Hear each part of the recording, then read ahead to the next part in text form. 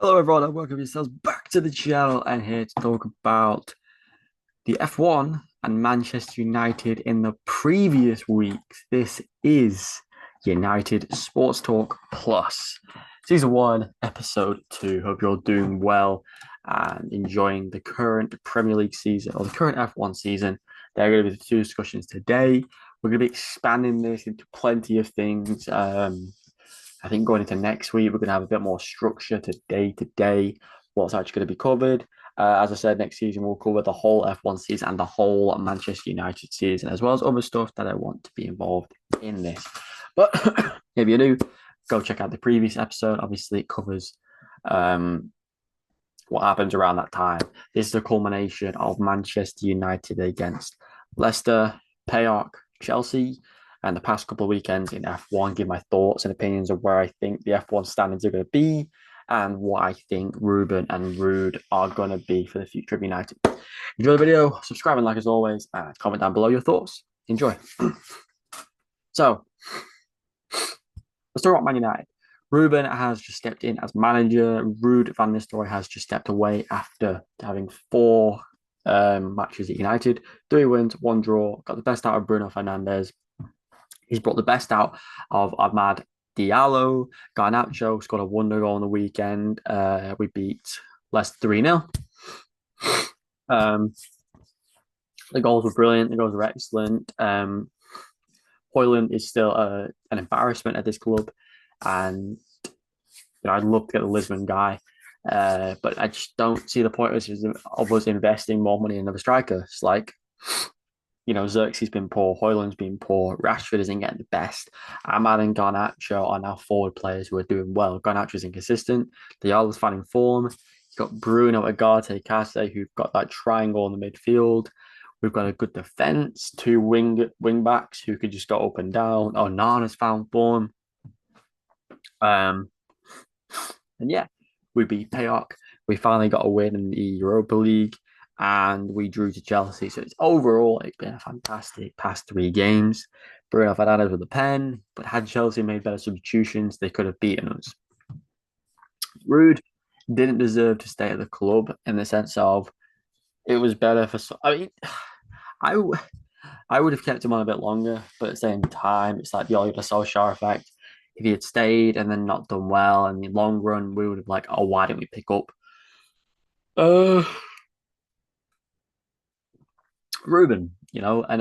Ruben is coming from a team that just isn't that successful in the grand scheme of things of proving that you could do well.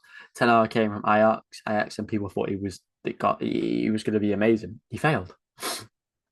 He got us 2 trophies, but he was terrible in the league. So it's like he was a failure, but he still won something. So we'll always be showing credit where credit is due with Ten Hag. Um, I think Ruben could do well if he gets the best out of the players. That's the main thing. That's the thing you're looking for. I'm never going to write him off until I don't see improvements. I hope he doesn't pick favourites. Yoro and Shaw shouldn't touch the team until people like Dallas and stuff start putting a foot wrong. Um, so yeah, but Ruud has left the club. We need to now just keep the winning form up until January. It's gonna be tough because Liverpool, it's set in stone that they're gonna win the title. You've got City who are dropping off, Arsenal who are dropping off, but not enough to the fact of where they're going to do bad. Chelsea have shown up this season; they're doing very well in all competitions. Um, but yeah, I'm pleased with the last 4 games of Man United. Taking points away from Chelsea is massive. Getting our first points in Europa League and then beating Leicester twice. It's good. Ruud did a very good job of improving the team since Ten Hag left. Um,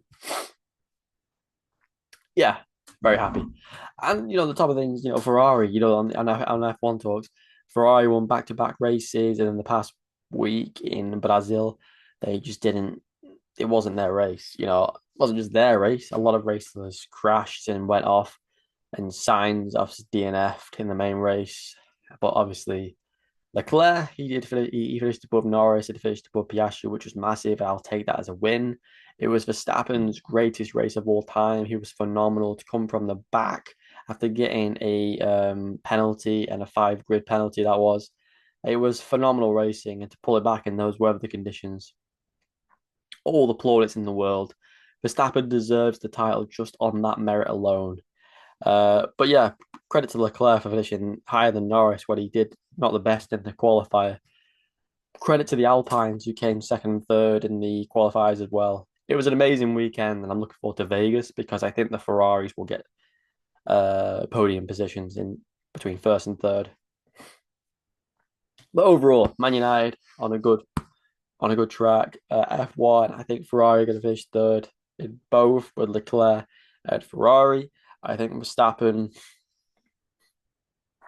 will win, and then Norris, and then Leclerc, and then I think it'll be McLaren because Piastri and Norris are both on the same page, whereas Perez is just so shit compared to Verstappen and deserves to lose his seat next season.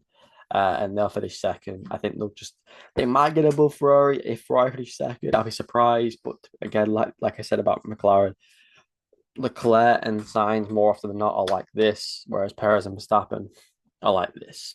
So yeah, other teams I'm looking forward to talking more about in the future. Barcelona, into Miami. I'm intrigued to see how they do next season after losing in the qualifiers to all Atlanta City.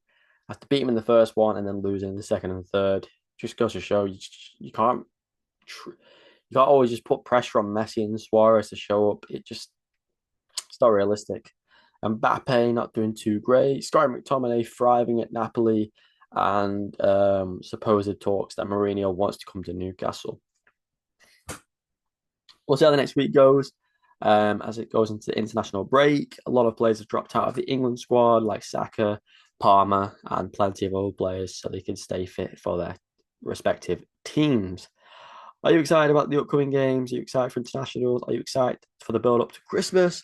Let us know down below. I'll be back next week for another episode and hopefully a longer episode. Subscribe, like as always. Goodbye.